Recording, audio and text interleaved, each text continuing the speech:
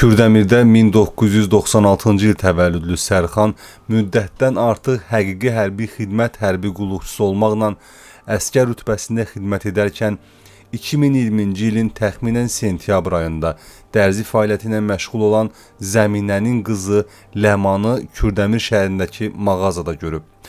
O Ləmanın mobil nömrəsini əldə edib, qıza zəng vurub, mesaj yazıb, güya onunla evlənmək arzusunda olduğunu və onunla görüşmək istədiyini deyib. Kirayədə yaşadığı mənzilə gedib. Ləmanla könüllü şəkildə əlaqədə olub. Baş verənləri mobil telefonun kamerası ilə gizli üsulla videoya çəkib. Daha sonra videonu Ləmana nümayiş etdirməklə onu hədələyib. Bundan sonra nə desəm eləyəcəksən. Əks halda bu videonu sənin qohumlarına, rayon cəmaatına göstərəcəm. Sosial şəbəkələrdə yayıb səni biabır eləyəcəm deyib. Ləmanın etiraz eləməsinə əsəbləşib, şillə ilə onun başına vurub. Sonrakı müddətlərdə Ləmana hədə-qorxu gəlməklə yenidən kirayə yaşadığı evə dəvət edib, bir neçə dəfə onu soyundurub, intim görüntülərini çəkib. Sərxan Ləmanı tam aslı vəziyyətə salıb, planlaşdırdığı cinayət əməllərini törətmək üçün özünə əlverişli şərait yaradıb. 2020-ci ilin noyabr ayında Ləman Sərxana WhatsAppda, eləcə də adi telefon danışıqları zamanı ailə üzvlərinin bu münasibətdən xəbər tutduqlarını deyib, dəfələrlə yalvararaq ondan əl çəkməsini xahiş edib. Lakin Sərxan Ləmanla razılaşmayıb, ondan ayrılacağı və ya istədiyi zaman, istədiyi formada əlaqədə olmadığı halda intim videosunu yayacağını, onu rüsvay edəcəyini deyib. Sərxan Ləmanı təhdid və şantajlarla qorxudaraq kirayə mənzilinə çağırıb, elə bilirsən məndən canını qurtaracaqsan, səndən xoşluqla əl çəkəcəm deyib, telefonu çıxararaq yenidən intim video görüntü nümayiş etdirib. Görüntüləri qardaşına göndərəcəyini dediyi üçün Ləman məcbur qalaraq onunla yenidən əlaqədə olub. Həmin il dekabrın ortalarında Ləmana zəng edib və onunla rahat şəkildə görüşəcəyini deyib. Ləman buna etiraz etdikdə intim video görüntülərini yayacağını bildirib və kirayədə yaşadığı mənzilə çağırıb. Ləman etiraz etdikdə və ya zənglərə cavab vermədikdə Sərxan ona müxtəlif hədə-qorxu məzmunlu mesajlar yazıb. Ləman bu hədələri real qəbul edib, Sərxanın kirayə yaşadığı mənzilə gəlib. Sərxandan intim video görüntülərini silməsini xahiş edib. Xahişlə razılaşmayan Sərxan qızdan paltarını soyunmasını tələb edib. Ləman etiraz etdikdə onun başına və bədəninin müxtəlif nahiyələrinə çoxsaylı zərbələr vurub. Özün könüllü soyunacaqsan, yoxsa səninlə ola bilməyəcəm. Elə et ki, güya özün soyunursan deyib. Ləman Sərxanın WhatsAppda onun intim videolarını qardaşına göndərmək üzrə olduğunu görüb və əlaqəyə razılıq verib. Sərxan 2020-ci ilin dekabr ayından 2021-ci ilin mart ayının sonlarına qədər bu müddətdə Ləmanı hədə-qorxu gəlməklə bir neçə dəfə soyundurub, intim görüntülərini çəkib. Kürdəmir rayon ərazisində kirayədə qaldığı mənzildə onunla görüşərək əlaqədə olub. Bu müddət ərzində Ləmanı 10-12 dəfə özü ilə cinsi əlaqəyə məcbur edib. Məhkəmə sənədlərində göstərilir ki, Sərxan 2021-ci ildə axşam saatlarında Ləmana zəng edərək təcili pul lazım olduğunu deyib. Qadın isə pulunun olmadığını, azyaşlı övladlarını boşandığı ərinin aliment pulu ilə dolandırdığını deyib. Sərxan yenidən Ləmana eyni məzmunlu hədə-qorxu gəlib, video görüntülərini ailə üzvlərinə, yaxın qohumlarına göndərəcəyini, sosial şəbəkələrdə yayacağını söyləyib. Ləman bütün bunları real və həyata keçirilə bilən hədələr kimi qəbul edib, gizli saxlamağa çalışdığı həmin video görüntülərin ailə üzvləri, qohumları, tanışları arasında izlənəcəyindən, yaşadığı ərazidə yayılacağından, bununla da şərəf və ləyaqətinin ləkələnəcəyindən, bu video görüntülərə görə ailə üzvlərinin onu namus üstündə öldürə biləcəklərindən, evdən qovula biləcəyindən, əxlaqsız qadın kimi övladlarının belə əlindən alına biləcəyindən qorxub. Çıxılmaz vəziyyətdə qalan Ləman Sərxanla razılaşmağa məcbur olub. Kürdəmir rayon məhkəməsinin yaxınlığında yerləşən parkda Sərxanla görüşüb və bank kartına məxsus məxfi kodu ona verib. Sərxan bankomatdan kartın hesabında olan 200 manat məbləğində pulu nağdlaşdıraraq özünə götürüb. Sərxan Ləmanı yenə intim görüntülərlə şantaj edib, ona yenə də pul lazım olduğunu deyib. Ləman son ümid yeri olan aliment kartını da ona verdiyini deyib və artıq heç bir pul verməyə maddi imkanı olmadığını bildirib. Sərxan əvvəllər onda gördüyü notebookunu satıb pulunu ona verməyi tələb edib. O çıxılmaz vəziyyətdə qalaraq Sərxanla razılaşmağa məcbur olub və notebooku ona verəcəyini deyib. Daha sonra Sərxan Ləmanın iyrənc seksual hərəkətlər etməsini istəyib. Qadın etiraz etdikdə ya videoların gedəcək qardaşına, ya da öp deməklə onu məcburiyyət qarşısında qoyub.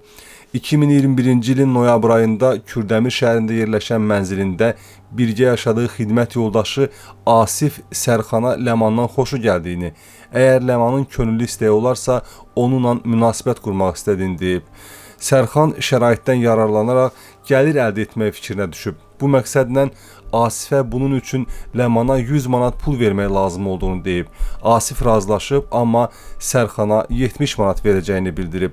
Sərxan Asifin 70 manatı nağd verməsinə, 30 manat məbləğində isə Ləman üçün ərzaq almasına razılaşıb.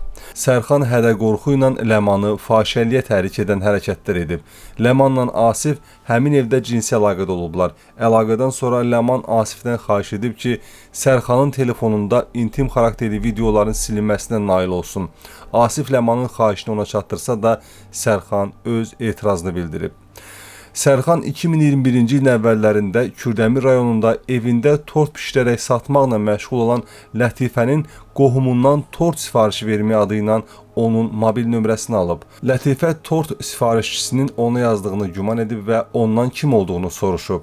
Sərxan əvvəlcə özünü Osman kimi təqdim edib. Səninlə aramızda sir var. Mən səni tanıyıram məzmunlu mesaj yazıb. Lətifə nə sirri olduğunu soruşduqda ondan bir müddət danışmağı və bu danışıqdan sonra həmin sirri deyəcəyini bildirib. Lətifə həmin günlərdə mesaj yazan şəxsdə nə sirri olduğunu öyrənmək məqsədi ilə onunla yazışır. Sərxan Lətifəyə başqa şəxsə aid bir neçə şəkil göndərir, bu şəkildəkini ona oxşatdığını bildirir. Beləcə qarşılıqlı şəkil göndərməsi baş verir və bununla da artıq Lətifə yavaş-yavaş tora düşməyə başlayır. Növbəti günlərin birində Sərxan Lətifəyə yenidən mesaj yazaraq əri İmanı tanıdığını, WhatsApp yazışmaları və göndərdiyi şəkillər barədə ərinə deyəcəyini bildirir. Onu bəyəndiyini, uzun müddətli onu izlədiyini, 5 dəqiqəlik onu görmək istədiyini, yaxından gördükdən sonra şəkillərini və yazışmalarını siləcəyini bildirir. Lətifə Sərxana evdən çıxa bilmədiyini deyib və yalvararaq evli olduğunu, ondan əl çəkməsini xahiş edib. Hətta bir neçə dəfə Sərxanın ona mesaj yazdığı mobil nömrələrini qara siyahıya atıb. Lakin Sərxan ayrı-ayrı xatırlamadığı mobil nömrələrlə yenidən Lətifəyə mesaj yazaraq hədələyib. Onun dediyini eləməsə, yəni Lətifənin yaxından 5 dəqiqəlik görməyinə imkan yaratmasa, şəkil və yazışmalarını ərinə, qohumlarına, hətta ərinin iş yoldaşlarına göstərib onu biabır edəcəyini bildirib. Lətifə bu mövzuda uzun-uzadı Sərxanla yazışaraq onu narahat etməməsini xahiş etsə də, Sərxanın ondan əl çəkmədiyini başa düşür. Hadisələri səhv anlayaraq ailəsinin dağılacağını, övladlarından ayrı qalacağını düşünərək ərinə, qohumlarına və hüquq mühafizə orqanlarına bu barədə məlumat vermir. Daha sonra Lətifə Sərxanın hədələrinin intensivləşdiyini görür və onunla yaşadığı evin həyətində 3-4 dəqiqəlik görüşməyə, orada şəkillərini və yazışmalarını siləcəyinə dair razılaşır. Həmin gün evdən mağazaya getmə adı ilə çıxır və Sərxanın onu başa saldığı ünvana, yəni Kürdəmir şəhərində Yanan Bazar adlanan ərazidə yerləşən kirayə qaldığı evə gedir. Darvazadan içəri girdikdə Sərxanın əlindəki telefonu ona tuşladığını, yəni evin həyətinə girməsini çəkdiyini görür. O içəri daxil olan kimi Sərxan darvazanın qapısını qıfılla bağlayır və açarı cibinə qoymaqla onu iradəsinə zidd olaraq təxminən 3 saat müddətində kirayədə yaşadığı mənzildə saxlayır. Lətifə həmin müddət ərzində Sərxana yalvararaq şəkillərini və yazışmalarını silməsini xahiş edir. Sərxan ona baxıb gülərək artıq gec olduğunu, həyətə gəlməsini belə çəkdiyini, bunu da ərinə nümayiş etdirəcəyini deyir. Lətifə Sərxana qışqıracağını, polis çağıracağını deyir. Sərxan ona cavabında deyir ki, öz ayağınla gəlmisən bura, onu da çəkmişəm, qışqırsan özünü biabır eləyəcəksən, mənim itirəcəyim heç nə yoxdur, çıx yuxarı söhbət edək, mamamın canı səni buraxacam. O nə qədər çölə çıxmaq istəsə də Sərxan buna imkan vermir. Hədələrini artıraraq israrla onun evə girməsini tələb edir. Bundan sonra Lətifə evə girir. Sərxana yalvararaq onu buraxmasını xahiş edir. Doğum günü olduğuna görə artıq evinə qonaqlar gəldiyini deyir. Sərxan isə mənzilin qapısını bağlayır. Daha sonra Lətifənin qolundan tutub bir nəfərlik dəmir torlu çarpayı olan yataq otağına itələyir. Qadının israrlı xahişlərinə baxmır, mən istədiyimi almasam buradan çıxmayacaqsan deyir. Onun soyunmasını tələb edir. Lətifə etiraz etdikdə Sərxan əynini geyinərək gedəcəkmiş kimi hərəkətlər edir. Gedirəm ərinin yanına, yazışmalarımızı və şəkillərini, evə gəlməyinin videosunu ərinə göstərəcəm. Bircə dəfə olaq, çıx get, söz verirəm, səndən əl çəkəcəm, deyir. Lətifə Sərxanın hədələrini real qəbul edərək ailəsinin dağılmaması və rüsvay olmaması üçün onunla əlaqədə olur. Bundan başqa Sərxan Lətifə ilə aralarında olan yazışmalar, onun evinə gəldiyi zaman çəkdiyi video görüntü və əlaqədə olarkən gizli şəkildə çəkdiyi video görüntü barədə ona məlumat verir. Onu tam ələ alaraq özündən asılı vəziyyətə salır. 2021-ci ilin avqust ayının ortalarında əvvəlcə yenidən görüşərək əlaqədə olmaq istədiyini bildirir. Lətifənin etiraz eləməsindən sonra görüşə bilmədiyi və pul verməyəcəyi halda onu rüsvay edəcəyini deyir. Beləliklə Sərxan Lətifəni şantaj eləməyə başlayır. Ondan 650 manat məbləğində pul alır. Davamında ona hətta öz arvadının ad günü üçün ürək formasında tort hazırlamasını, tortun üzərinə dəyərlim, ad günün mübarək yazısını yazmasını və 650 manat pulu və tortu 27 avqust 2021-ci il tarixədək vermədiyi halda onu rüsvay edərək həyatını məhv edəcəyini deyir. Lətifə yalvararaq bir qədər məbləği azaltmasını xahiş etsə də Sərxan razılaşmır və ondan 650 manat məbləğində pul və qeyd etdiyi tortu alır. Bundan sonra Sərxan həmin ilin sentyabr ayının sonları, oktyabrın əvvəllərində yenidən WhatsApp mobil tətbiq vasitəsilə ya Adizə ilə Lətifə ilə əlaqə saxlayır. Bir neçə dəfə onunla görüşərək əlaqədə olmaq şərtini irəli sürür. Lətifə ona yalvararaq əl çəkməsini, həyatını məhv etməməsini xahiş edir. Daha sonra Lətifə çarəsiz qalaraq deyir ki, həkimlər ona əlaqədə olmağı qadağan edib, səhhətində problemlər var. Belə olduğu halda Sərxan Lətifədən əlaqədə olmadığı təqdirdə 700 manat pul verməyini istəyir. Eyni zamanda yaxın vaxtlarda hansısa dostunun həbsdən çıxması şərəfinə ona hədiyyə olaraq ortasında oğru aləminin rəmzi sayılan qara rəngli ulduz və qara rəngli təsbih şəkli, aşağısında isə AUE və dostlarından hədiyyə yazıları olan tort bişirməsini istəyir. Yalnız bu halda ondan əl çəkəcəyini deyir. Lətifə çoxsaylı israrlardan və yalvarışlardan sonra Sərxanın hədələrinin təsiri nəticəsində məcbur qalaraq razılaşır.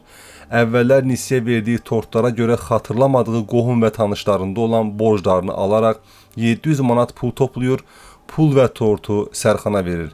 Cinayətkar əməlini davam etdirən Sərxan növbəti günlərdə yenə də Lətifəni hədələyərək ondan 1415 manat pul alır. Daha sonra Sərxan toruna daha 2 qadını salır. O birinci qurbanı olan Ləmanın telefonundan nömrəsini götürdüyü Sevda və Fəridəni də şantaj edir.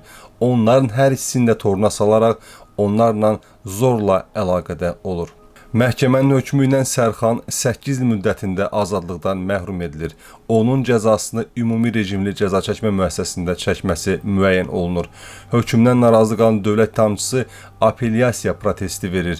Dövlət ittihamçısı təqsirləndirilən şəxsin cəzasının daha da ağırlaşdırılmasını istəyir. Təqsirləndirilən şəxsin müdafiəçisi də apellyasiya şikayəti verir. Müdafiəçi müvəkkilinin barəsində olan cinayət işləri üzrə mötəbər sübutların olmadığı nəticəsində gəlib və onun barəsində bəraət hökmünün çıxarılmasını istəyir. Şirvan Apellyasiya Məhkəməsinin qərarı ilə dövlət ittihamçısının protesti təmin olunur. Sərxanın barəsində olan cəza 10 ilə qədər artırılır. Müdafiəçi tərəfindən verilən şikayət isə təmin olunmur.